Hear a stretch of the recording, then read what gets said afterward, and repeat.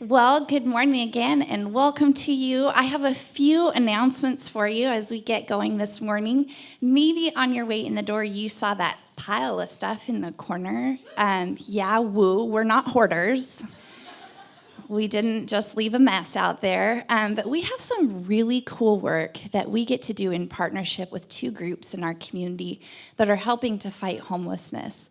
Vision House is a residential assisted living place where they take people from the streets, bring them in, they wrap them around in intense support so that at the end of about 3 to 5 years that they're living there, they are on a completely different trajectory, and the work that they do is really a beautiful thing. And so we get to come alongside of them, as well as a place called the Nourishing Network. And we live here in the Edmonds School District, and the Nourishing Network is kind of the relief arm of the school district, and it identifies families that are food insecure, and it helps get them food over the weekends, because for some of those kids, when they come in for their free and reduced breakfast and lunch, the last time that they eat sometimes is Friday, their lunchtime, and they don't know what food looks like through the weekend. And so the Nourishing Network just, in a very dignified way, gets these kids food in their backpacks that they can kind of eat throughout the weekend, that they can prepare themselves. And then in addition to that, we have a once-a-month food pantry where we take one of the schools that has a lot of lower-income families, kids that have been identified as being food unstable, and we invite those parents to come in for a drive-through pantry, and we just kind of load up their car with groceries and toilet paper and shampoo and some of those types of things. And one of the coolest things that we get to do that they don't often have is provide some fresh produce for them, because a lot of the stuff that gets donated is like a cup of noodles, top ramen, easy mac and cheese, and so it's so cool to be able to bring apples and bananas and onions for cooking and carrots and potatoes, and so that's what you saw in the lobby. And if any of you would be interested in helping us, we do this once a month. We just kind of pack the lobby, and then we send it out on Tuesdays, and we distribute it to those two groups. So you can do that by texting the word Cedar Way or Vision House. Vision? Is it Vision? Yeah, thanks. I was going to turn around, but I thought I could just ask you guys. You're like a wealth of a great resource for me. You text it to that number, and it'll kind of send you a link to a digital sign-up that says, what do we still need? Who's already bringing something? And then it happens this Tuesday, actually. And so if you do want to donate something, we would be so grateful for that. And what you do is you just kind of drop it off outside of this door here. We have some storage bins, and you pop it inside of that, and throughout the week we just haul that stuff in until Tuesday morning when we go to the elementary school, and then we also drop off at Vision House. So items for both of those groups are there. And I just want to thank you for the way that you guys have just poured yourself into the community and providing for them in that way. We have never gone to those pantries without the things that we've said, you can count on us to bring those, and we really have you to thank for that. So thank you, and thank you to those of you that are watching from home. I know many of you who aren't able to come to church in person are so awesome about just bringing stuff every month to that, so thank you. I also wanted to tell you about next Sunday. We are getting really excited. We get to celebrate something together called Love Lived Here. 3 years ago, which seems like yesterday and forever. Do you hear me? We kind of had a big drive to try and figure out, okay, can we purchase this building? What kind of ministry can we do? Could we renovate it? And so some of you made pledges to financially support that, and next Sunday is our celebration of that, because it was 3 years long, and we have come to the end of that, and it doesn't feel right to just let that pass us by. We want to just go, God, thank you for your goodness to us, for the way that you've been faithful through people donating, people showing up. But I want to let you know that is not an insider event. Like, oh, well, I wasn't here 3 years ago. That wouldn't really be for it. It is for you. It is, if you come, you will get the the way that our heart beats around here and what we care about, and we want you to know that. And so if you wonder, I don't know if I really like this church, if you don't like it after next Sunday, leave. Never come back. We don't want you here. Love lived, baby. So please come back. Please come and celebrate that with us. And how do I segue now? Okay, well, we love to hear from you. Not in person. Don't give me any of your feedback to my face. Go ahead and go to brookviewchurch.com, and we have a digital connect card, and we would love for you to fill that out. There's ways that you can figure out how to be involved if you want to. If you want to meet with a pastor, someone to pray for you, you want to give comments of any kind. I can take negative criticism, I can, but I'm not going to open it till Tuesday. So there's that. Jason and I take Mondays off. We don't touch our emails. We don't touch any of that. So you text me, I'm a ghost. I might see it, I might not. But okay, enough about me. Fill out your digital connect card, and I will transition us into the message as well. There are so many different stories in the Bible about Easter, and today we're going to be taking a look, or Jason's going to talk to us about a specific story of two disciples and their encounter with Jesus 3 days after his death on the cross. And so I'm going to read the passage for you. The story is found in Luke 24:13 through 35. Now that same day, two of them were going to a village called Emmaus, about 7 miles from Jerusalem. They were talking with each other about everything that had happened. As they talked and discussed these things with each other, Jesus himself came up and walked along with them, but they were kept from recognizing him. He asked them, "What are you discussing together as you walk along?" They stood still, their faces downcast.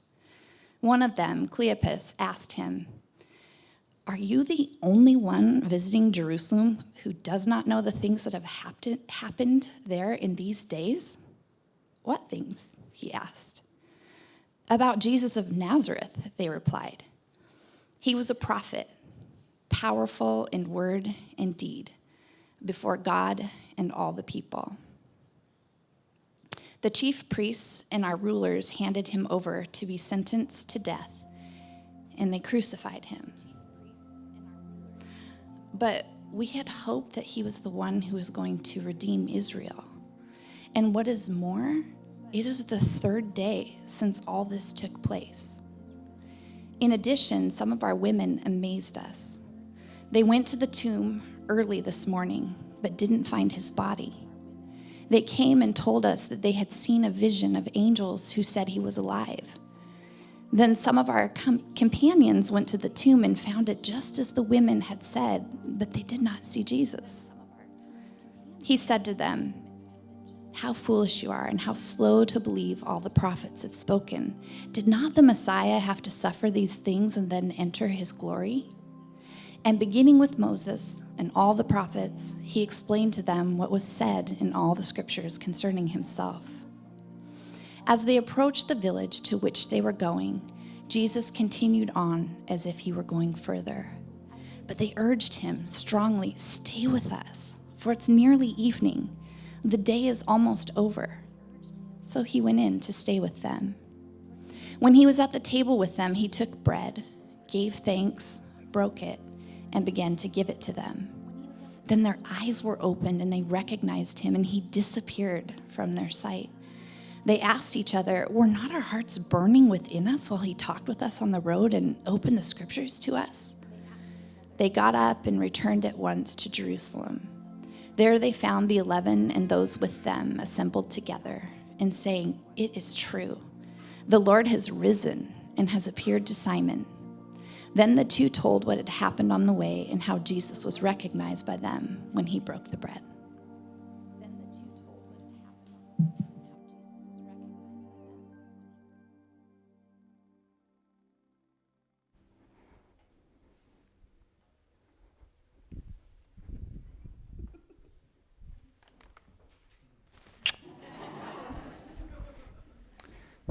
If that was not clear, if you're visiting and it's not clear, that is my wife. You're like, oh, that looked nice. It's Easter. Come on, Pastor.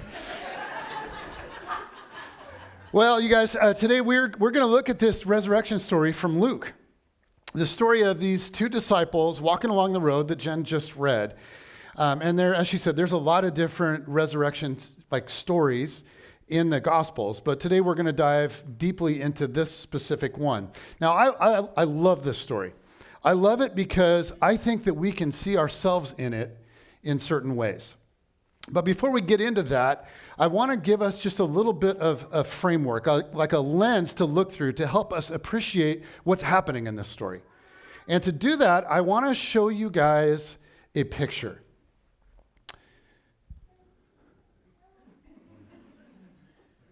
Are we having trouble? There we go.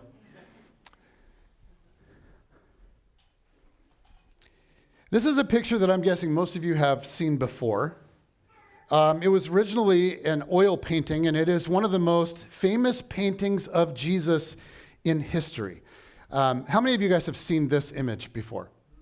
Yeah, most of you. It was painted in 1941 by Warner Sallman in Chicago. And you guys, this is the most mass-produced image of Jesus in human history. There have been over 500 million prints of this painting, if you include calendars and lampshades and magnets and stuff like that. Because who doesn't need a Jesus magnet? Because this is one of the most common images of Jesus in the world. And again, it was painted in 1941, so, relative to all of Christian history, it's not that old. I mean, there has been an awful lot of Christian art over the last 2,000 years, right? And so this is a fairly recent piece of art painted just before World War II. Now, my grandma lived in a nursing home in North Dakota, and she had this painting on her wall in her room. And so as a kid, during visits, I remember just being captivated by this image. I remember, in the room of my grandma's nursing home, this image just mesmerizing me. I would find myself just staring at it. And I remember feeling as a kid, feeling a sense of warmth and comfort, and yet there was a certain degree of mystery. Because Jesus is depicted here as very serene, and he's simple, and he's gazing off at something. I mean, right? And he's kind of mysterious. And so there you go. That's The Head of Christ by Warner Sallman. There are 500 million of these floating around planet Earth somewhere. So it would not be all that weird if when you think of Jesus, this is the primary image that comes to your mind. Now here's what's interesting. Every image or representation of Jesus has a story behind it, along with a whole series of unexamined assumptions. So if you grew up with this as your primary image, as I did, it may shape how we think of Jesus in more ways than we could even realize. Now, I just want to say there's something obvious about this image. There's something kind of obvious about this image. Anybody? What is it?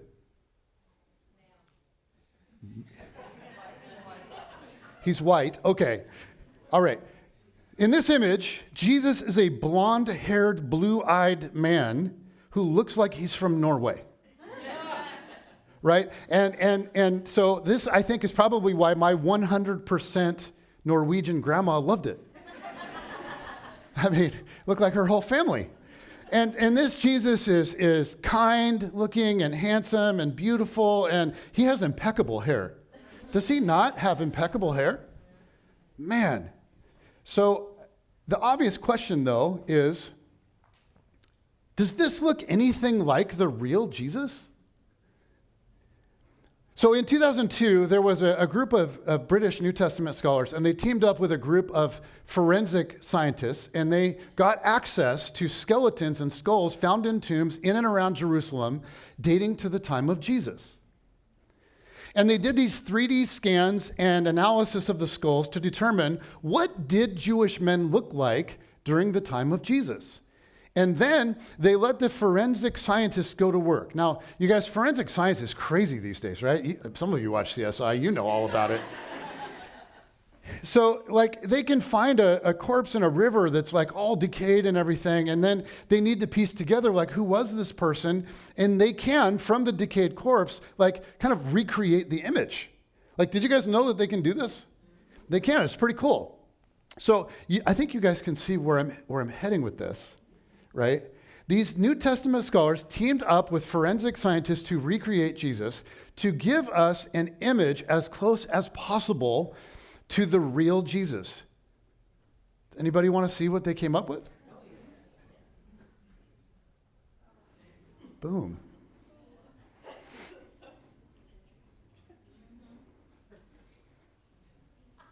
I heard gasps, I heard shocks, I heard giggles. To be clear, I'm not saying that this is exactly what Jesus looked like, but the odds are this is a whole lot closer than Warner Sallman's head of Christ. Okay, so it's likely that Jesus was in the mid 5-foot range.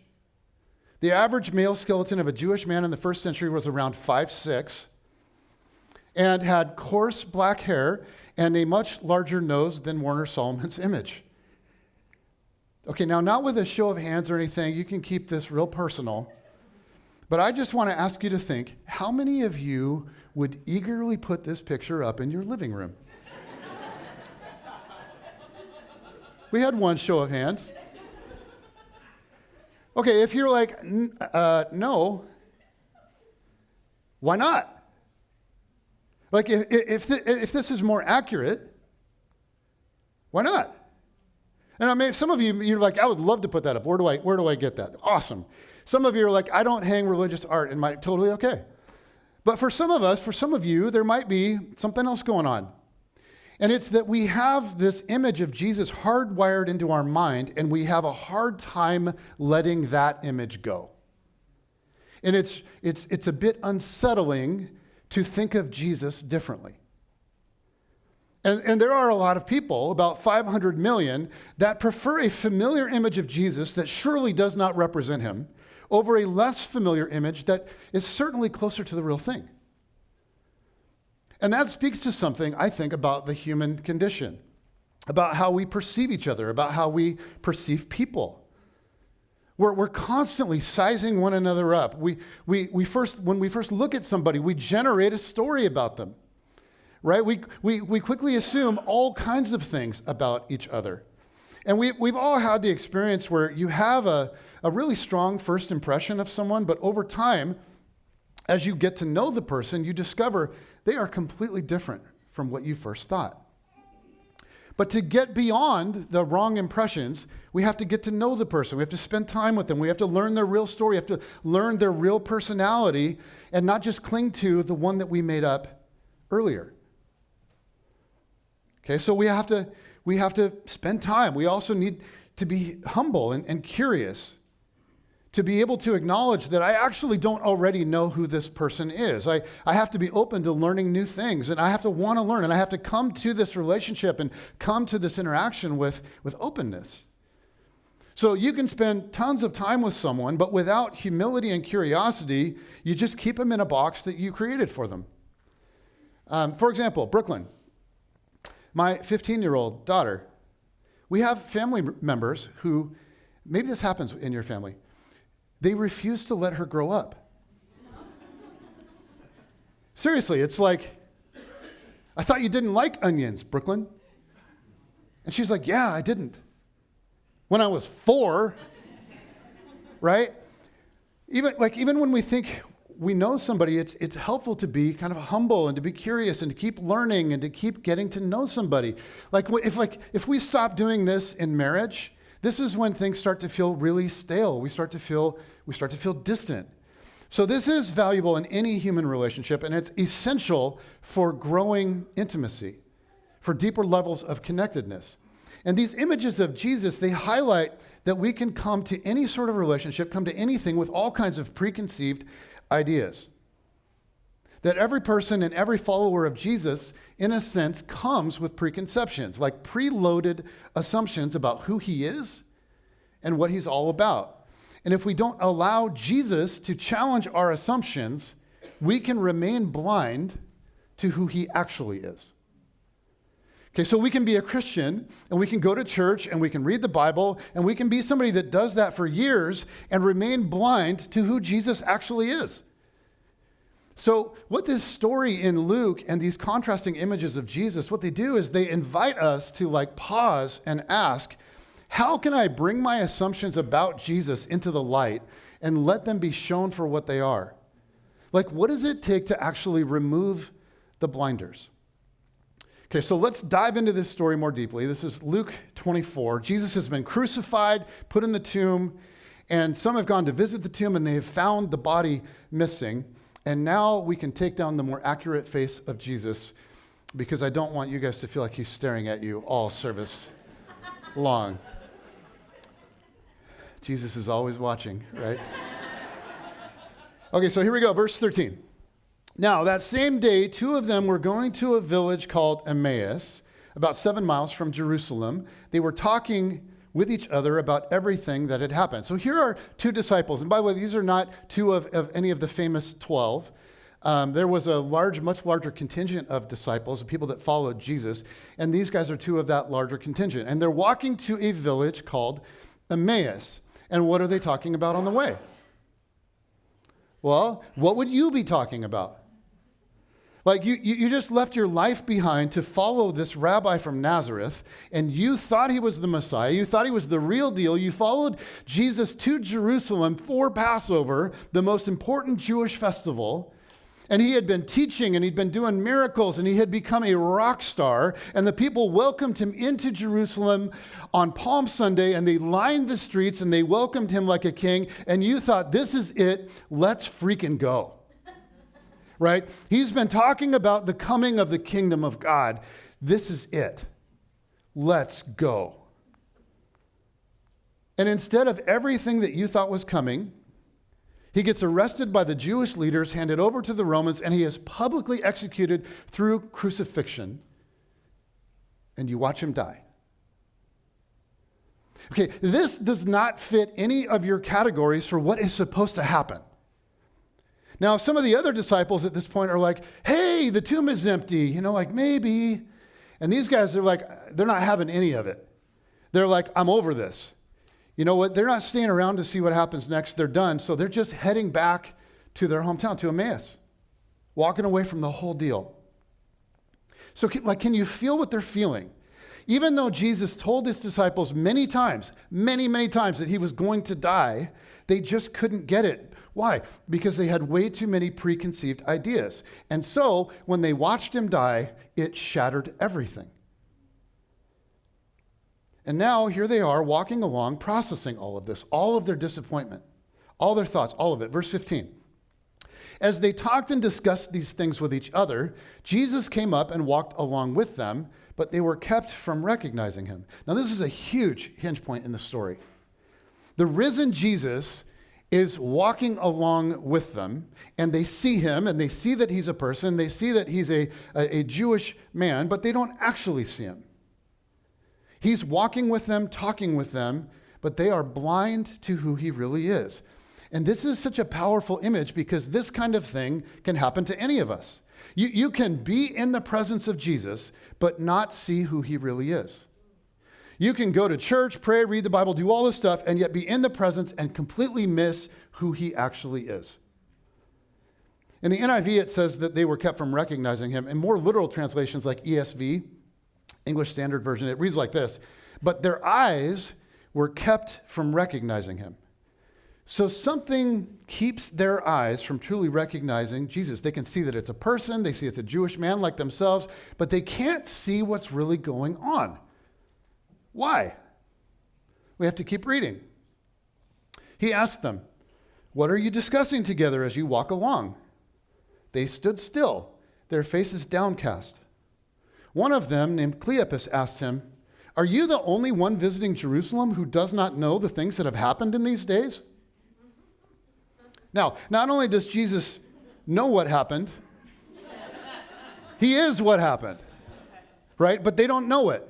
So this is awesome. He's like, what things? Enlighten me. What do you guys mean? Oh, about Jesus of Nazareth, they replied. He was a prophet, powerful in word and deed before God and all the people. The chief priests and our rulers handed him over to be sentenced to death, and they crucified him. And here comes their box for Jesus, their preconceived idea. Here comes the image of which they refuse to let go. But we had hoped he was the one who was going to redeem Israel. Now let's pause here because they've just shown their hand. They've just exposed what it is that's blinding them.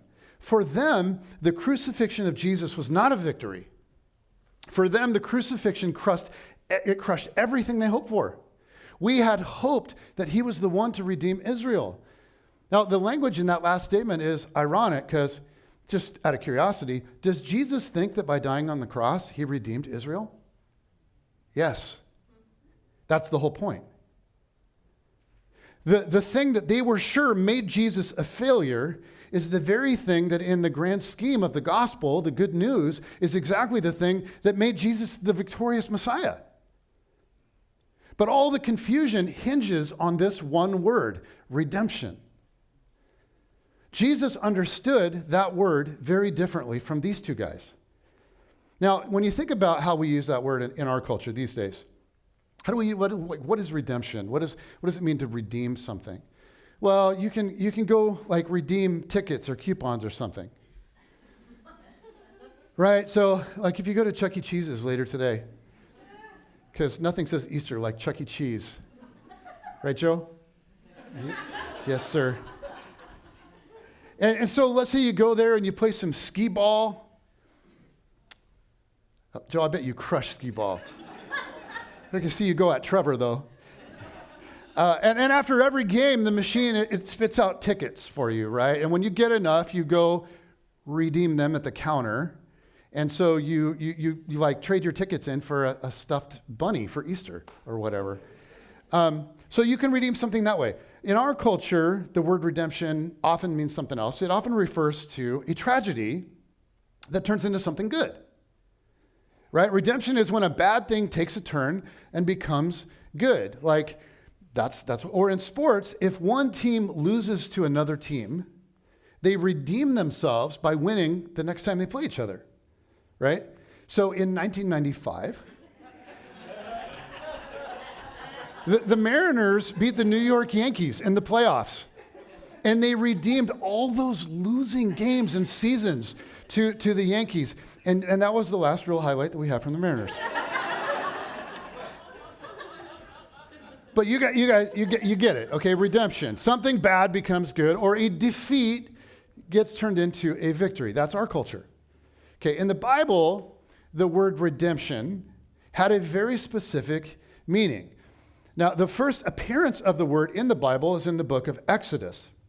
So the people of Israel are enslaved in Egypt, and God says to Moses, I have heard the groans of my people Israel under the slavery of the Egyptians.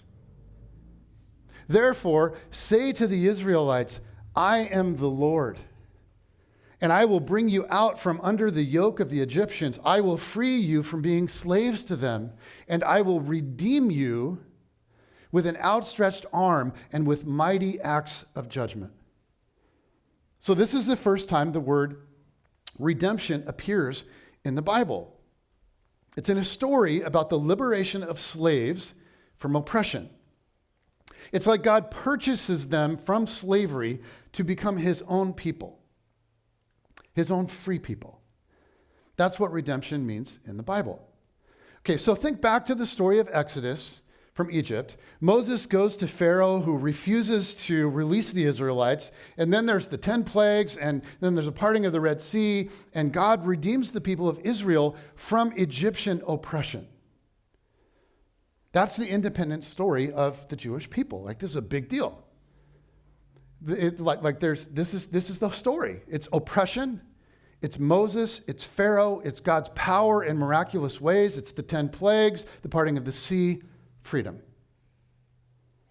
So when these two Jewish men have their hopes set on Jesus as the Messiah, this anointed person sent by God to redeem Israel, what does that look like to them? Well, in the days of Jesus, of course, the oppressor isn't the Egyptians, it's who? The Romans. So it's not Pharaoh, it's Caesar Augustus. So for these two men, the story is clear. Like they couldn't see it any clearer. It's when the Messiah comes, he will redeem Israel, which will look a whole lot like the Exodus story with Moses, except this time he will redeem Israel from the Romans. And the new Moses is Jesus. So these guys head into Jerusalem, and they're going in, by the way, for what was the event going on that weekend? Passover weekend, man. So the story of Passover is the annual remembrance of the Exodus story for the Jewish people. I mean, what better time for the Messiah to get this party started? So I think we need to sympathize with these two just a little bit. I mean, like, put yourself in their shoes. You've grown up under Roman oppression. Jesus comes around saying the kingdom of God is at hand.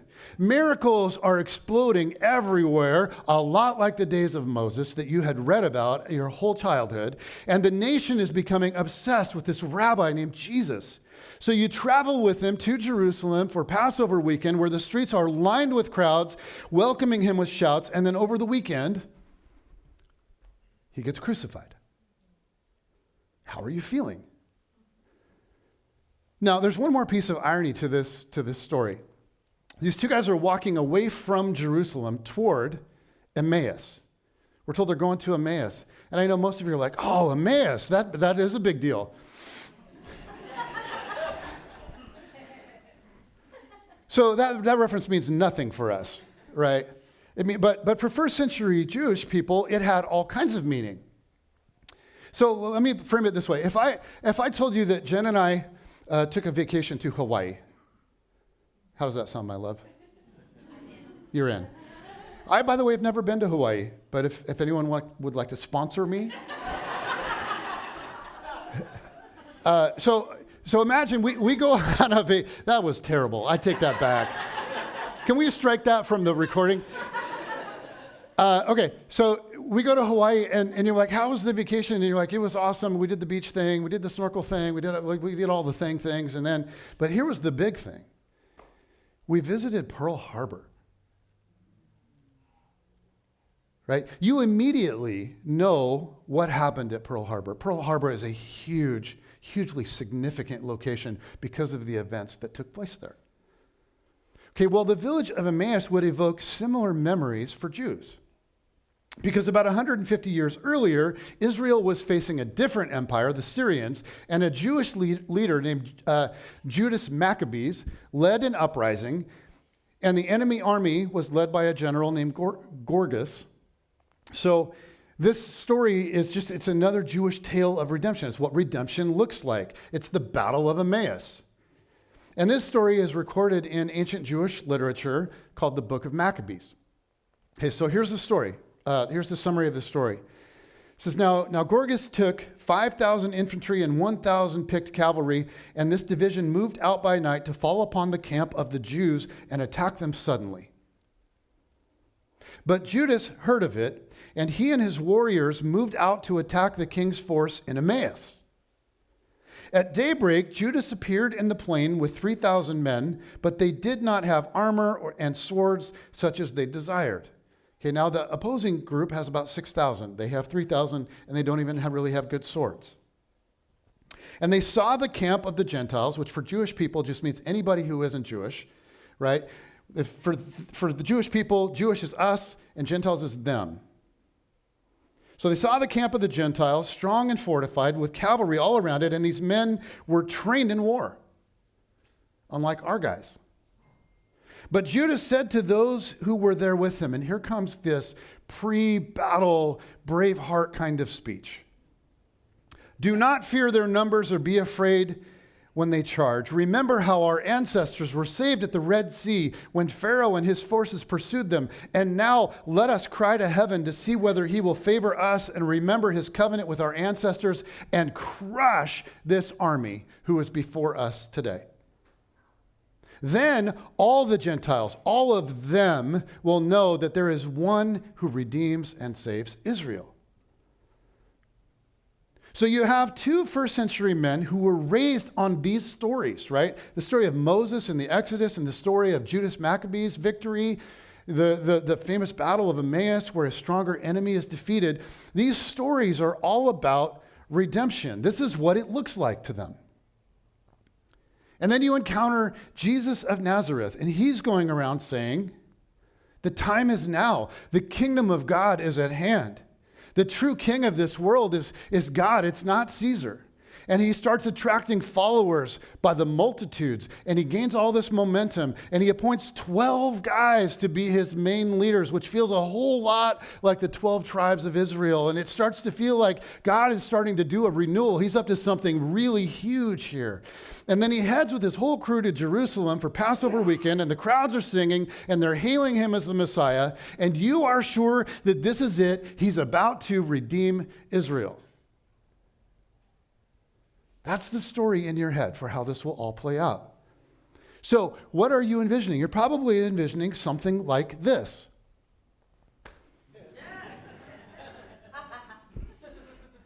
Right? First order of business in Jerusalem is arm the crowds. Second order of business is kill as many Romans as possible. Like first we go in and we take a storehouse with all the weapons, and then we distribute all those weapons to the mob, and we start killing Romans. This is how you redeem a people. But this is when everything falls apart, because Jesus has a very different vision. When he talks about redemption, he means something completely different. Now, Jesus was very inspired by the Exodus story as well, and he too believed that a new Exodus moment was coming, but it would not involve him killing anybody. It would involve him being killed. And apparently, the disciples had completely ignored Jesus on this, because he talked about this. If you read the Gospels, he talked about this over and over and over again. But these two, like pretty much all of the disciples, could not comprehend what Jesus was actually saying, because they had already decided who he was, and they had already decided what he was all about. In fact, their predetermined vision of Jesus as the Messiah caused them to ignore all kinds of stuff that Jesus had to say. For instance, one day Jesus stood on a hillside, and he said, "But to you who are listening, I say, love your enemies. Do good to those who hate you. Bless those who curse you. Pray for those who mistreat you. If someone slaps you on one cheek, turn to them the other also. If someone takes your coat, do not withhold your shirt from them. Give to everyone who asks you, and if anyone takes what belongs to you, do not demand it back. Do to others as you would have them do to you. If you love those who love you, what credit is that to you? Even sinners love those who love them. And if you do good to those who are good to you, what credit is that to you? Even sinners, even wicked people do that. And if you lend to those from whom you expect repayment, what credit is that to you? Even sinners lend to sinners, expecting to be repaid in full. But love your enemies. Do good to them and lend to them without expecting to get anything back. Then your reward will be great, and you will be children of the Most High, because he is kind to the ungrateful and wicked." Now, I realize this teaching of Jesus opens up a million can of worms. Right? Are you not just like, yeah, but how about when, but, right? It opens up, I understand, it opens up millions of cans of worms. Here's the thing. I think that's exactly what Jesus intended to do when he said this. I think he meant to open millions of cans of worms, because Jesus had a vision for human flourishing, for how we can follow him, for how we can live with God as our ultimate king. And it stands in stark contrast to how most humans have tried to live. Jesus had this idea that the way that evil is truly confronted and defeated is through doing good, through self-sacrificial love. And when you think about it, these were not just words for Jesus. He's saying, this is how you live under God's reign. This is how you live in his kingdom. This is how you participate, which is exactly what Jesus said he was here to bring, the kingdom. And then he goes to Jerusalem and he walks the talk. And it's like Jesus actually believed he would conquer and defeat evil, and he would do it by letting evil defeat him. Jesus really believed that he was conquering evil, that he was defeating it. And that's what he was trying to tell the disciples. He told them again and again and again, and then he told them one final time at the Last Supper. I mean, they're eating the Passover meal, for heaven's sakes, right? They're eating the Passover meal so they can remember the Exodus and they can remember Moses. And Jesus takes the Passover bread and he says, this represents something new now. This is my body broken for you. And then he takes the Passover wine and he says, this is something new as well. In me, this wine represents something totally new. This is my blood shed for you. Like, can you see it? Jesus is completely reframing what redemption looks like. And it is as clear as day right there before them, but they can't see it. Why? Because they've already decided who Jesus is and what he's about. So what he's saying to them is going right over their heads because Jesus had a totally upside down vision of reality. I mean, he had all kinds of absurd things to say. Like, for whoever wants to save their life will lose it, but whoever loses their life for me will find it. The greatest among you will be your servant. For those who exalt themselves will be humbled, and those who humble themselves will be exalted. Jesus said so many things that the closest to him just missed. And the story of these two disciples on the road to Emmaus, it invites us to see ourselves in the story and ask, what preloaded assumptions do I have about Jesus? Is it possible for me to journey alongside Jesus, to follow him even as a disciple, and in many ways not actually see the real Jesus? This story shouts to us, yes, okay, that is absolutely possible. In fact, it has been the experience to some degree of every follower of Jesus down through the last 2,000 years, since the beginning. Why? Because his vision for life is utterly counterintuitive. And we have to keep coming back to it to understand it and unpack it and get it more and more and more. It doesn't make sense. It does not make sense to us in the world in which we live. So how does this whole story resolve? How do they come to see Jesus? Well, their conversation with Jesus continues. Verse 25 says, he said to them, how foolish you are, and how slow to believe all the prophets have spoken. Did not the Messiah have to suffer these things and then enter his glory? And beginning with Moses and all the prophets, he explained to them what was said in all the scriptures concerning himself. You want to be nearby enough to kind of hear what that conversation sounded like? And so when they finish this like on the road Bible study, they still don't recognize him. Okay? So with even more information, they still can't see. Why? Because their value systems, their way of seeing the world does not align with the value system of Jesus. Even though they are with him in person and walking with him and talking with him, they have no clue who he actually is. So Jesus takes them through the Old Testament scriptures, and we want to know, well, which ones? Which ones did he show them and talk through with them? It's like, who knows? But he's taking them through the story of the Bible, and it's a story that begins by saying that all humanity is hopelessly caught in a web. Not just like the heathen Gentiles, not just the bad people, everybody. We're all caught in this kind of never-ending cycle of looking out for the best for me and my tribe, even if it comes at the expense of you and your tribe. And we are all contributors to this in different ways, whether it's Pharaoh or Caesar Augustus or Judas Maccabees, or whether it's me and my family versus other families, or you and your family versus other tribes. This is all of us. You know what? It's kind of like, we have met the enemy and he is us.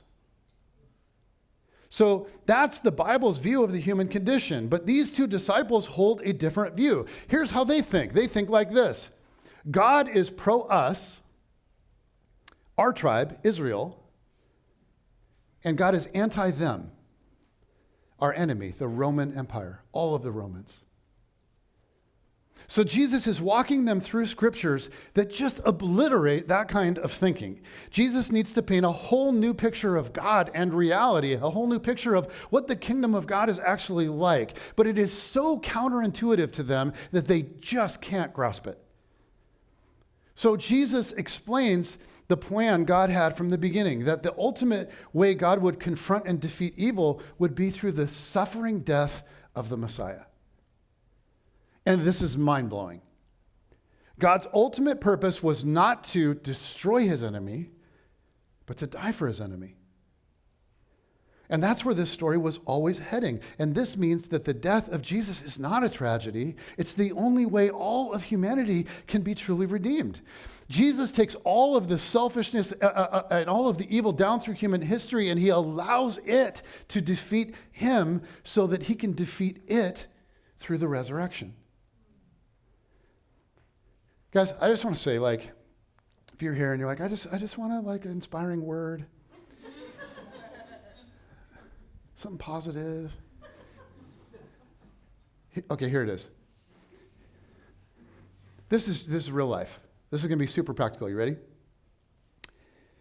Loving your enemies is really bad advice if Jesus didn't rise from the dead. It's bad advice. Because your enemy will take advantage of you, and then they will kill you, and then you're just dead.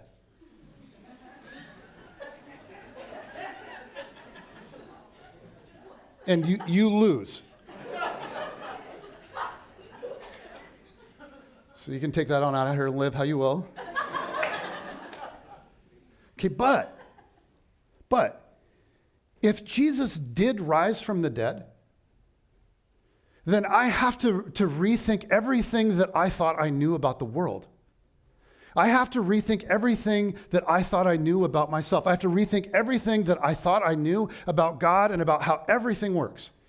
Okay, now look at this, where the story goes. Even after the Bible study, they don't see Jesus. Verse 28, as they approached the village to which they were going, Jesus continued on as if he was going farther. But they urged him strongly, hey man, stay with us, for it's nearing evening and the day is almost over. So he's like, yeah, okay. So he went in to stay with them.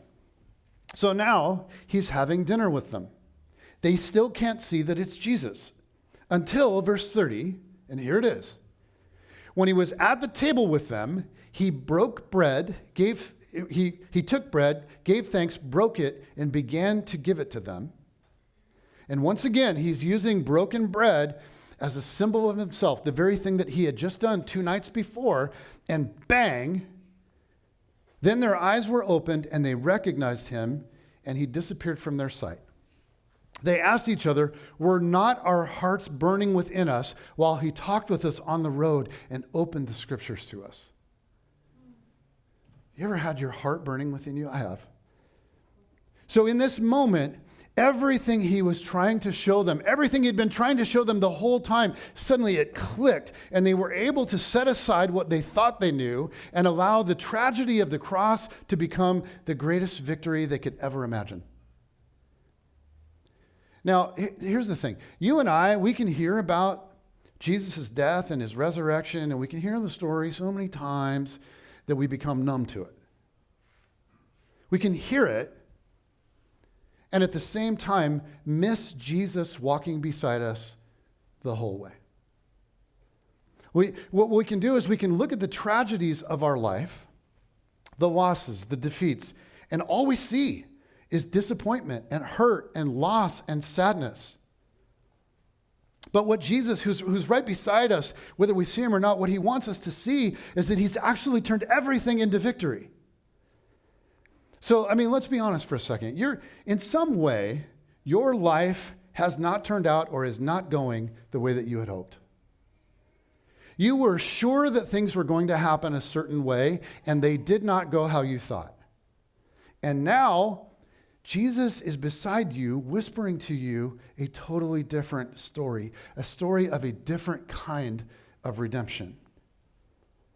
But to experience hope, the hope and healing of Jesus, to really be touched, we have to let go of so many preconceptions about life and Jesus. For these two men, their hope was that Israel would overthrow Rome. And Jesus came.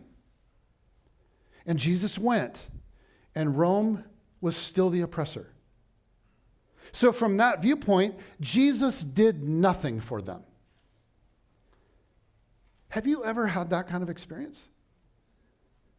If Jesus loves me, then Jesus will change my circumstances. So you follow Jesus and you follow Jesus and you follow Jesus, and then in the end, Rome is still in power. You still aren't married. There's no pregnancy. The big promotion doesn't come. You get passed over. In fact, you lose your job. The one you loved and prayed for dies of cancer or ALS or whatever it was, or Alzheimer's has its way, and the person that you knew is alive, but they're gone.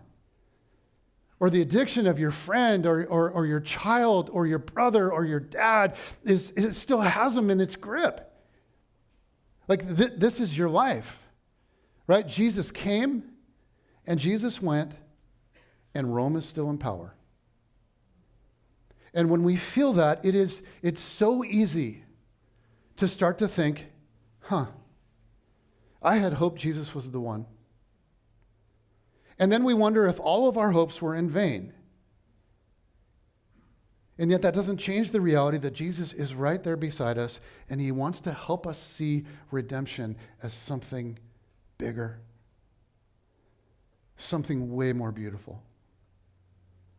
But to let that something wash over us, to let that soothing water just come in and fill us, we have to let go of the stuff that we already thought we knew.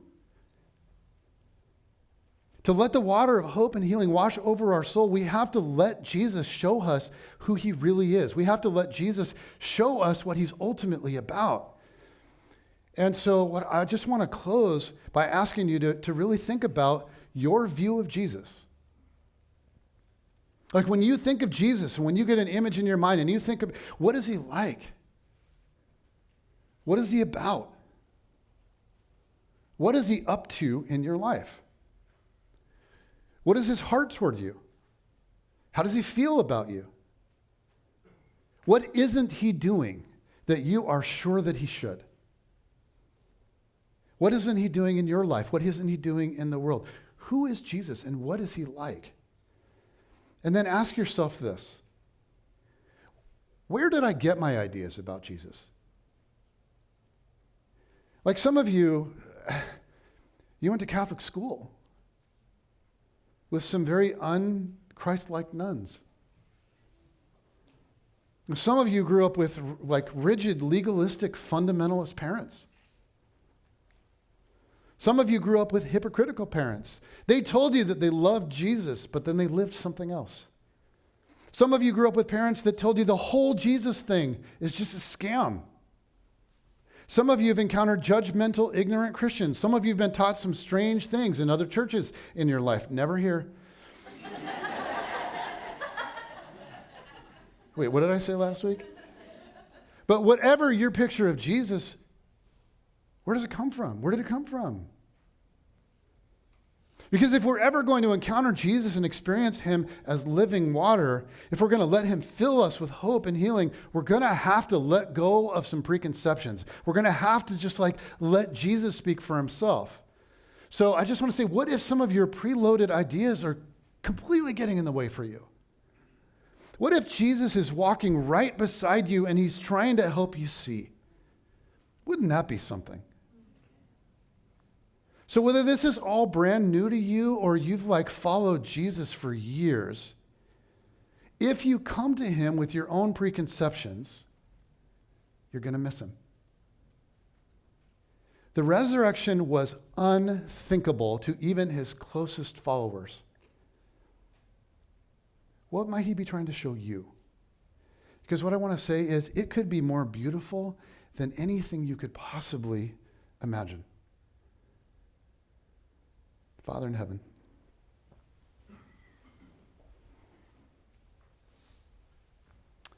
I thank you that your approach to your enemies is not to slay them, because I would have been slain years and years and years ago. But in Jesus, you are calling out to whoever would come and experience the living water and be healed and made new.